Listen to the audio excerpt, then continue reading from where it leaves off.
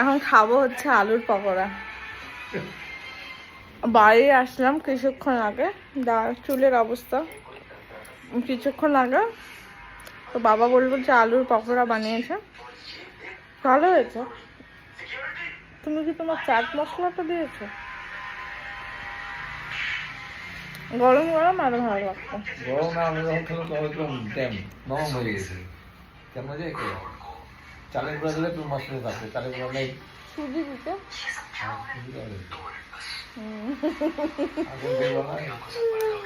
আমাদের special chef. হ্যাঁ বানানো বলে মনে পড়ে বানানোর পর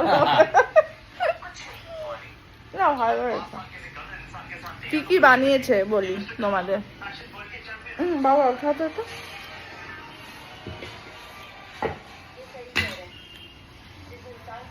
একটা একটা রাখলে পরে নেব।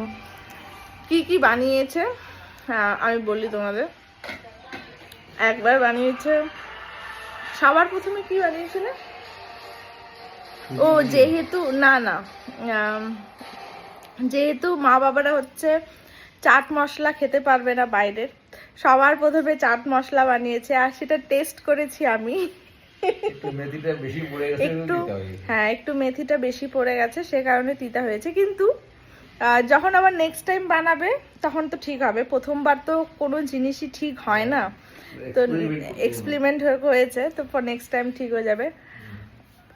তারপরে কি বানিয়েছিল, তারপরে আইসক্রিম। হ্যাঁ এখনো আইসক্রিমটা না খারাপ হয়নি, ব্রেড দিয়ে বানিয়েছে, ভালোই হয়েছে। তারপরে বানিয়েছিল একদিন রুটি, না সুজির রুটি তো হ্যাঁ ঘুগনি আর সুজির রুটি, আর একদিন বানিয়েছিল আলুর তরকারি, দারুণ হয়েছে ওটা। আর সুজির রুটিটাও তো আমাকে খুব ভালো লাগে বাবার হাতে।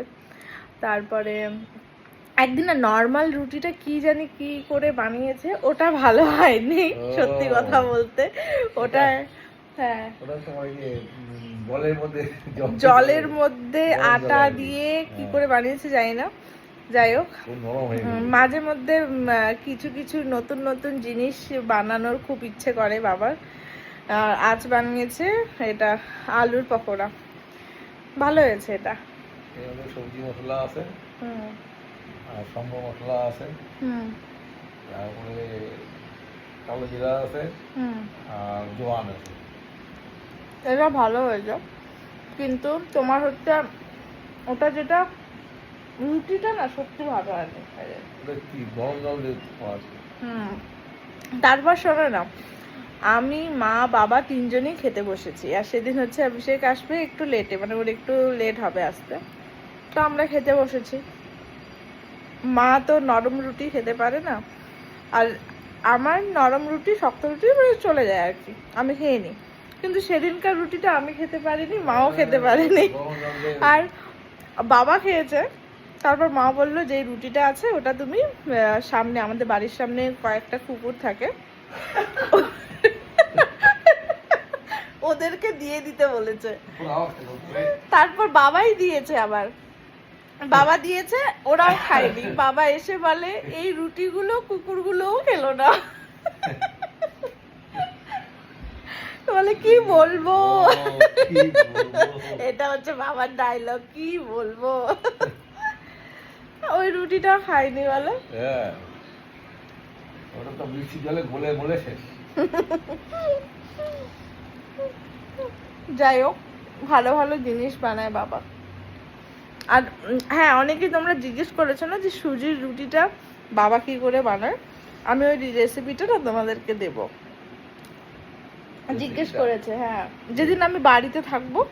আসলে ওই রুটিটা বাবা হচ্ছে বিকেলবেলা যখন সন্ধ্যাবেলা যখন গোপালকে ভোগ লাগায় তখন দেয়। তো যেদিন বাবা বানাবে সেদিন আমি ওই রেসিপিটা তোমাদের সাথে শেয়ার করবো। হ্যাঁ যেদিন আমি বাড়িতে থাকবো। সুজিটাকে আগে জাল দিতে হবে, জাল তারপরে ঠান্ডা করতে হবে, ওটাকে ঠান্ডা করার পরে যত পরিমাণ সুজি তত পরিমাণ ময়দা, জল ছাড়া মাখতে হবে। তারপর হয়ে গেল। তারপর রুটির মতন করে লেচি বেলো। কেটে বেলে তারপরে একদম সফট, হুম। তুলার মতো নরম, ওই রুটিটা আমার খুব ভালো লাগে। খুব টেস্টি। হ্যাঁ, দারুণ টেস্ট। মা বলেছিল এই রুটিটা নাকি মা বাবাদের যে গুরুদেব ছিলেন উনি খুব ভালোবাসতেন এটা। এটা আমাদেরও খুব পছন্দ না বলো? এটাই হুম। ভালো জিনিসটা। হ্যাঁ, আজ আমাদের ডিনার লেট হবে না বলো? আমাদের আজ খেতে লেট হবে। কেন? আসেনি তো, কখন আসবে? জানি না তো। ফোন করবো একটু। যাই হোক, সকালে ভালো থেকো। Good night. Good night.